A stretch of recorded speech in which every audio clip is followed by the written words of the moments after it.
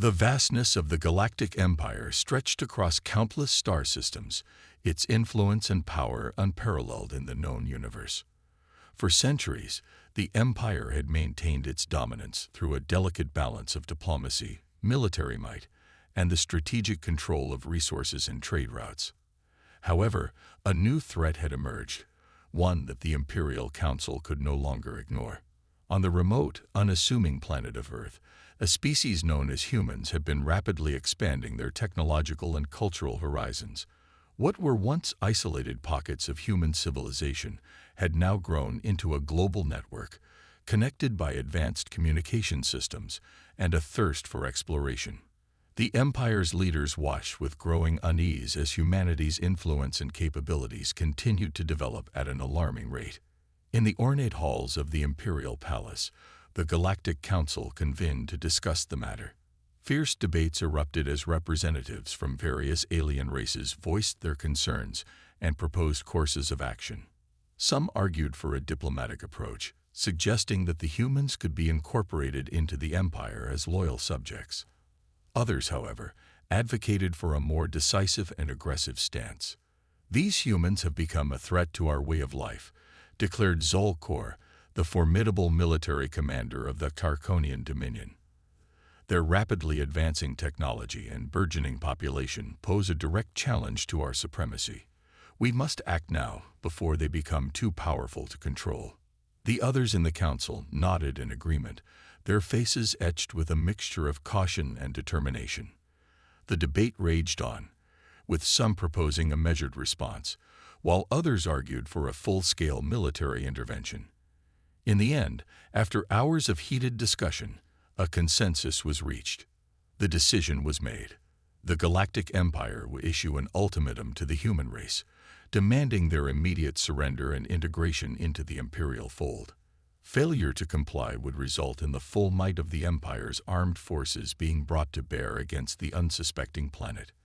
A hush fell over the council as the gravity of their decision sank in. They knew that this was a pivotal moment in the history of the galaxy, one that would shape the future for generations to come. The humans, a relatively young and unproven species, would soon face the ultimate test of their resilience and resolve. The Imperial envoy, a seasoned diplomat named Terax, was dispatched to Earth with the ultimatum. His sleek, chrome-plated spacecraft descended upon the blue and green world, its presence momentarily disrupting the peaceful rhythm of human life. Terax emerged, clad in the ornate robes of the Empire, and delivered the ultimatum to the leaders of the planet's nations.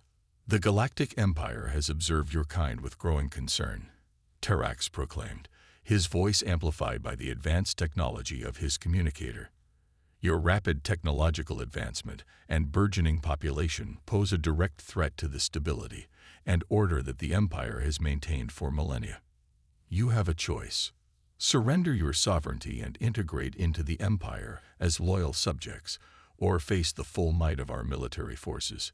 The human leaders listened in stunned silence, their expressions ranging from disbelief to outrage. They had never before encountered such a bold and unyielding demand from an alien civilization. For a moment, the world seemed to hold its breath, as if the very fabric of reality had been disrupted by the weight of the envoy's words. And then, the response came, a resounding, defiant refusal. "We will never surrender our freedom and independence to your empire," declared the President of the United States, his voice firm and unwavering. "The human race has fought too hard and sacrificed too much to achieve the progress we have made. We will not bow to your demands, and we will defend our world against any aggression." Terax's eyes narrowed, his mandibles clicking in a display of barely contained frustration. He knew that this response was not unexpected, but the sheer audacity of the human's refusal still stung. With a curt nod, he turned and re-entered his spacecraft, the engines roaring to life as the vessel ascended back into the sky. The die had been cast. The Galactic Empire had declared war on humanity, and the stage was set for a confrontation that would shake the very foundations of the galaxy. The news of the Galactic Empire's ultimatum and impending invasion spread like wildfire across the globe. The leaders of the world's nations, who had long been accustomed to their isolated struggles, found themselves thrust into an unprecedented crisis that threatened the very existence of the human race. In the halls of power, frantic meetings and discussions took place as the global community scrambled to mount a unified defense against the looming alien threat. Political rivalries and ideological differences were set aside, replaced by a collective determination to stand united against the common enemy. "This is an attack on all of humanity, not just one nation or region," declared the Prime Minister of the United Kingdom, his voice carrying a rare tone of urgency.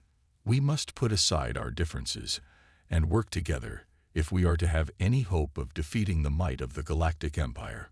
Around the world, leaders echoed similar sentiments, recognizing that the survival of their species depended on their ability to cooperate and coordinate their actions.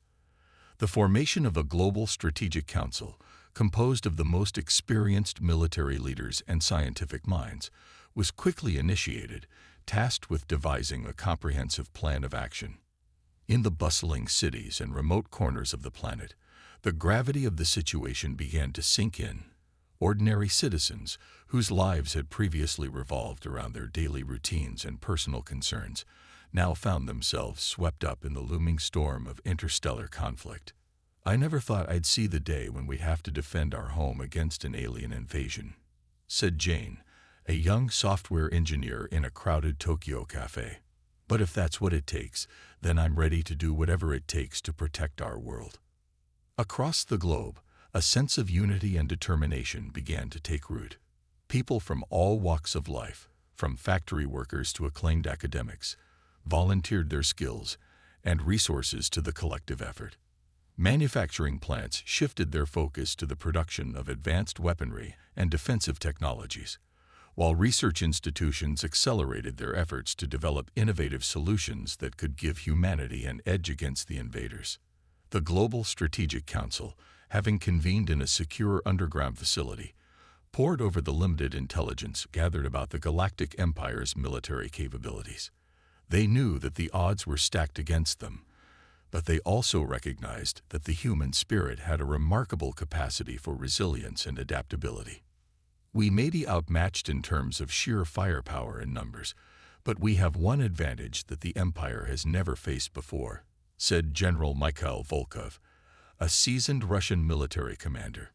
"We are fighting for our very existence, for the freedom and future of our species. That kind of motivation cannot be underestimated." The Council's discussions were intense and often heated, as they debated the merits of various strategies and tactics. Some advocated for a conventional military approach, while others pushed for the development of unconventional and asymmetric warfare techniques. Ultimately, a comprehensive plan began to take shape, one that would leverage the unique strengths and resources of the human race to its fullest. As the final details were ironed out, a sense of grim determination settled over the council members.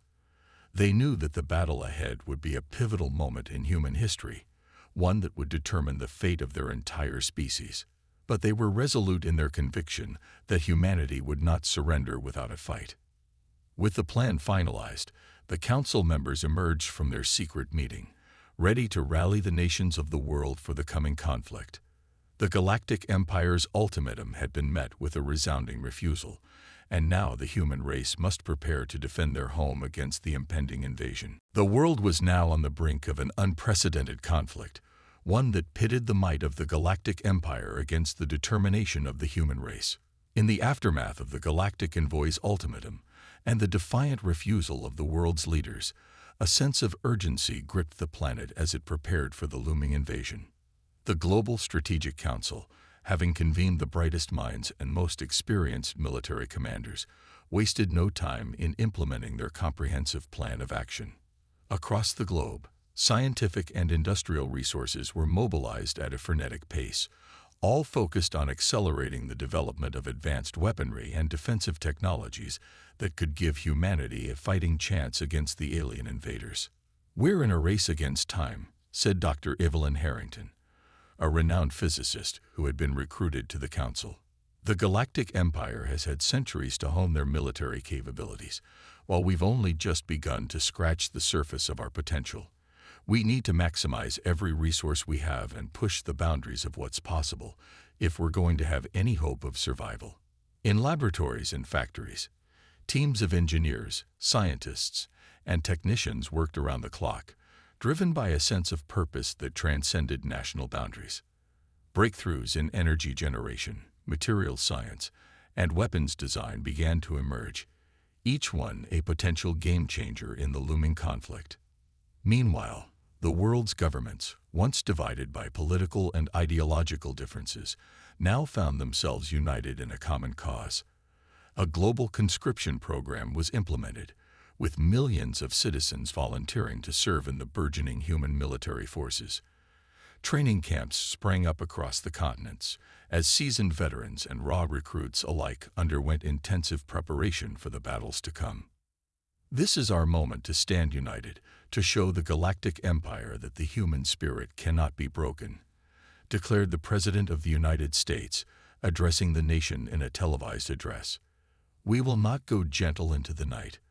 We will fight for our freedom, for our way of life, and for the future of our species.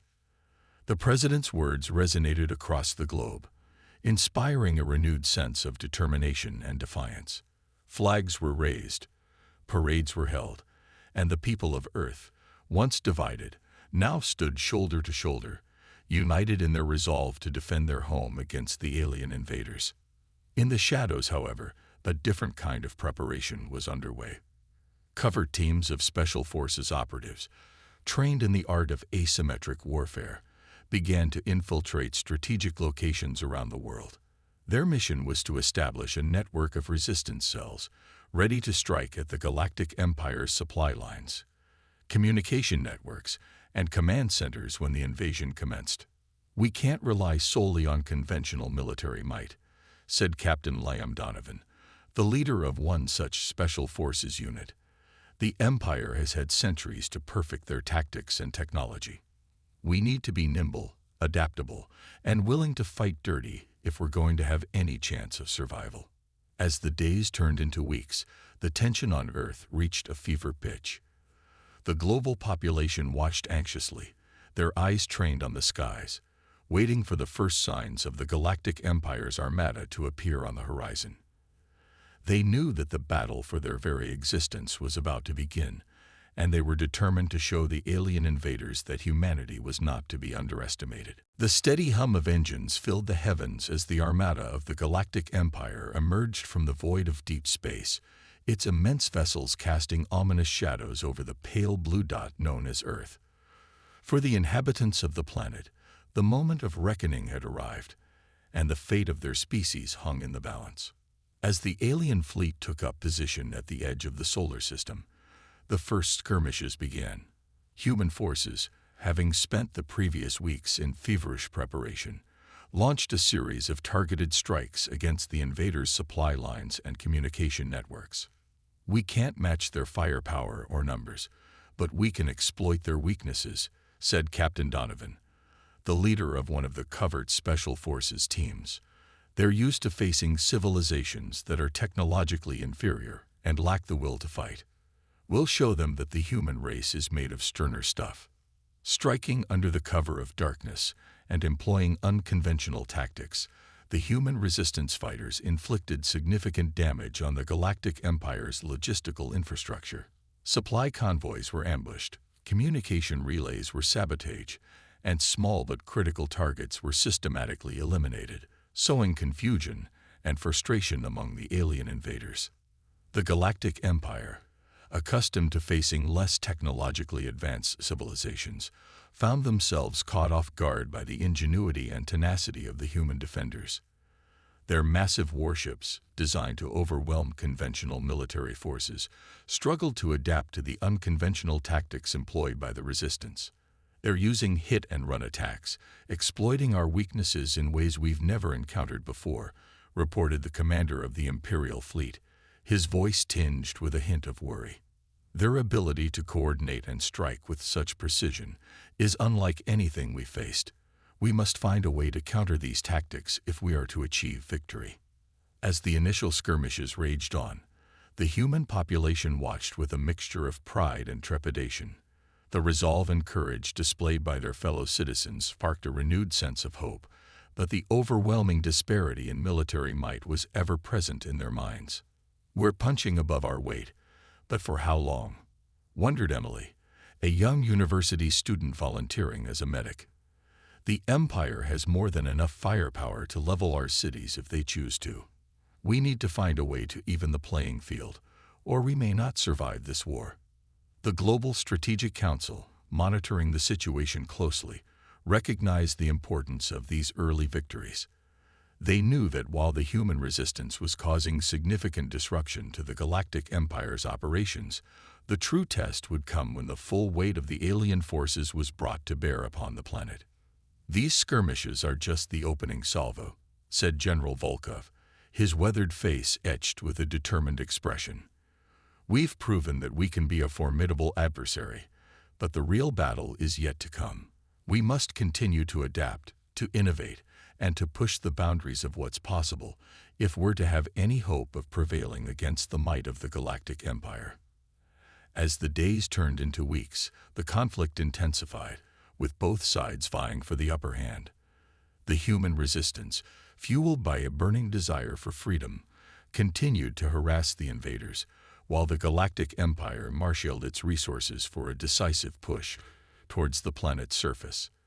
The stage was set for a climactic confrontation that would decide the fate of humanity. The skies above Earth were ablaze with the fury of war as the full-scale invasion by the Galactic Empire commenced. Vast armadas of sleek, alien warships descended upon the planet, their powerful weapons unleashing torrents of destruction upon the human defenses. From the cities to the rural outposts, the human forces fought with a desperate tenacity, their resolve hardened by the knowledge that they were fighting for the very survival of their species. Outgunned and outmatched, they resorted to a combination of conventional tactics and asymmetric warfare, leveraging their intimate knowledge of the terrain and the ingenuity of their technology. "We may not be able to match them in a straight-up fight, but we can make every inch of this planet a living hell for them," declared General Mikhail Volkov, his eyes burning with a fierce determination. "They think they can simply overwhelm us with their superior firepower, but they haven't faced an enemy like the human race before." In the skies above the major population centers, fierce aerial battles raged as human fighter pilots engaged the alien craft in a desperate dance of maneuver and countermeasures. The pilots, many of them veterans of past conflicts, displayed a level of skill and daring that caught the Galactic Empire's forces off guard. "These humans are not like any other species we've encountered," reported a Sarkonian squadron leader, his voice laced with a hint of respect and trepidation. "They fly their machines with a reckless abandon, seemingly unafraid of the vastly superior weaponry and technology we possess.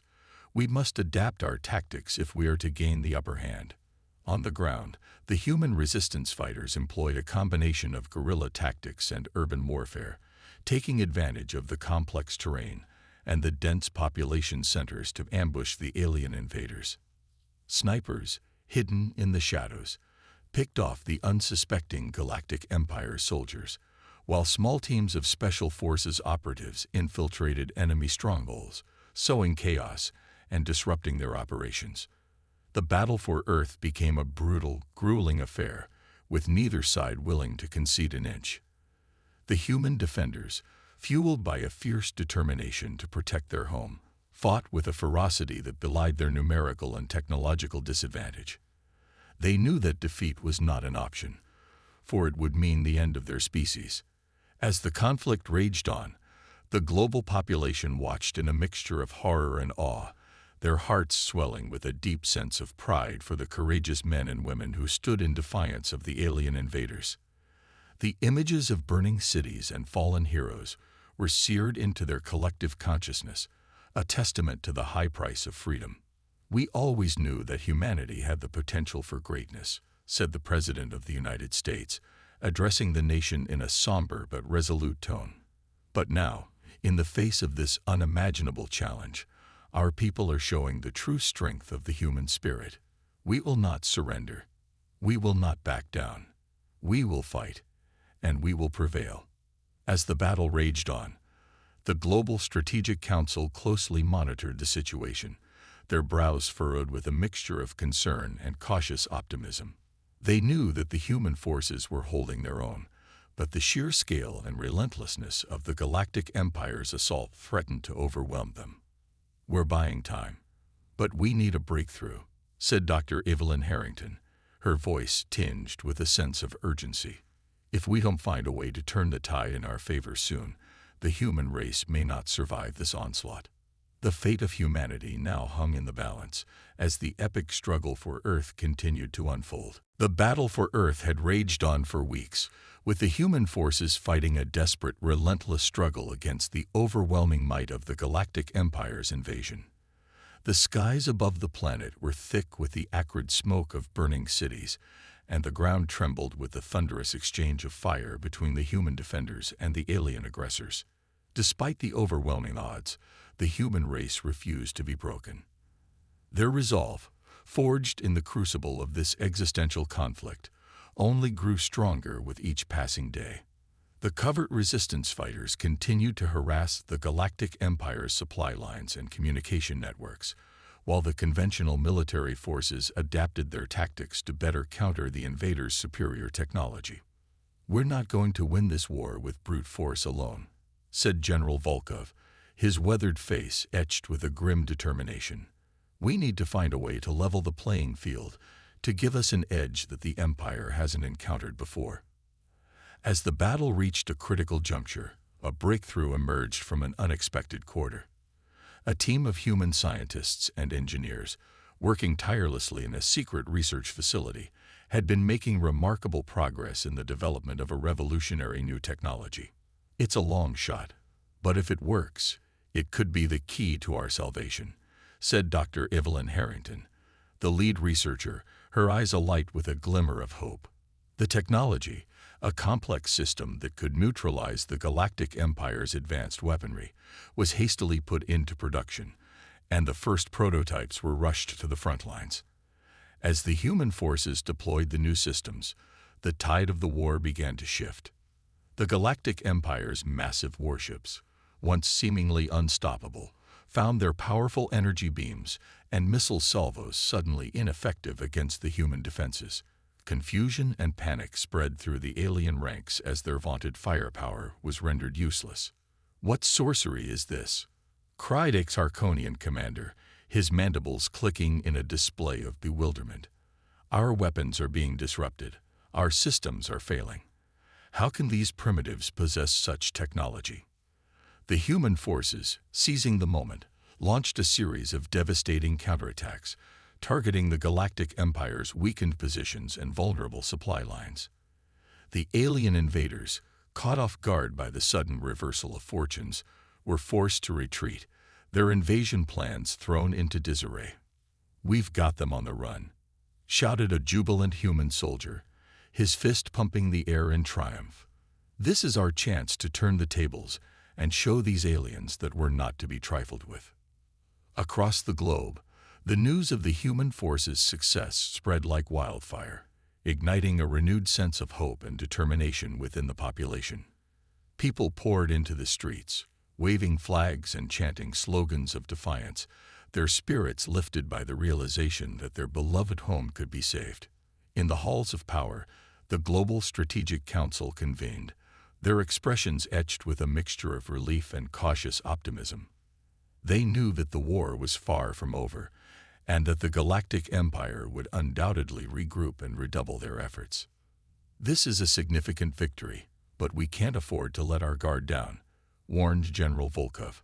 "The Empire will not give up easily, and we must be prepared for their next move. We've shown them that we can fight back, but now we need to ensure that we maintain the momentum and push them out of our solar system for good." As the human forces continued to press their advantage, the Galactic Empire's once invincible juggernaut began to falter, its vaunted military might confronted by the ingenuity, resilience, and sheer determination of the human defenders. The tide had turned, and the fate of the galaxy now hung in the balance. The epic battle for the survival of the human race had reached its climactic conclusion, as the forces of the Galactic Empire found themselves pushed to the brink of defeat. The revolutionary technology developed by the human scientists, combined with the tenacity and adaptability of the defenders, had turned the tide of the war in a dramatic and unexpected fashion. Across the globe, the human population watched with bated breath as the final confrontation unfolded in the skies above their homes. The alien warships, once unstoppable juggernauts, were now struggling to maintain their positions as the human forces relentlessly pressed their advantage. "We're not just fighting for our own survival anymore," said Emma, a young engineer who had contributed to the development of the game-changing technology. "We're fighting for the future of our entire species, for the right to determine our own destiny in the galaxy. And we're not going to let the Galactic Empire take that away from us." In the command centers of the Global Strategic Council, the expressions of the military leaders and scientific minds had shifted from grim determination to cautious optimism. They knew that the war was not yet over, that the Galactic Empire would undoubtedly marshal its remaining resources for a final, desperate push. "We've come this far, but we can't let our guard down," warned General Volkov, his eyes narrowing as he surveyed the unfolding battle. "The Empire is beaten, but they're not broken. We need to be prepared for anything they might try next." As the human forces continued their relentless assault, the Galactic Empire's once mighty fleets began to crumble under the combined weight of the defenders' firepower and ingenious tactics. The alien commanders, bewildered and frustrated by the unexpected turn of events, ordered a full-scale retreat, their pride and confidence shattered by the tenacity of the human race. "Retreat, retreat," snarled the Carconian military leader, his mandibles clicking in a display of pure rage. "We are the Galactic Empire, the masters of the known universe. How dare these primitives defy us in this manner?" But the order to withdraw could not be ignored, and the surviving alien vessels, their once fearsome weapons rendered useless, began a hasty retreat from the solar system.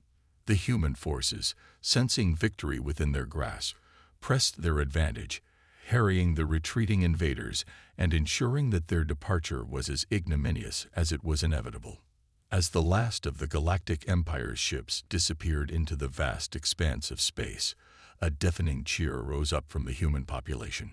Celebrations erupted across the globe, as the people of Earth celebrated the triumph of their species against all odds. "We did it," exclaimed the President of the United States, his voice trembling with emotion. "We have shown the galaxy that the human race is not to be trifled with.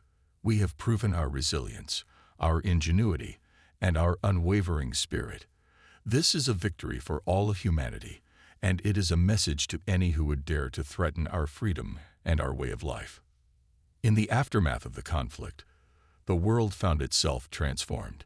The once isolated nations of Earth had been forged into a unified global power, their differences and rivalries set aside in the face of a common enemy. The technological breakthroughs achieved during the war had ushered in a new era of innovation and progress, as the human race sought to harness its newfound capabilities for the betterment of all. The Galactic Empire, humbled and shaken by its defeat, would forever view the human race with a mixture of respect and trepidation. The once unthinkable had occurred.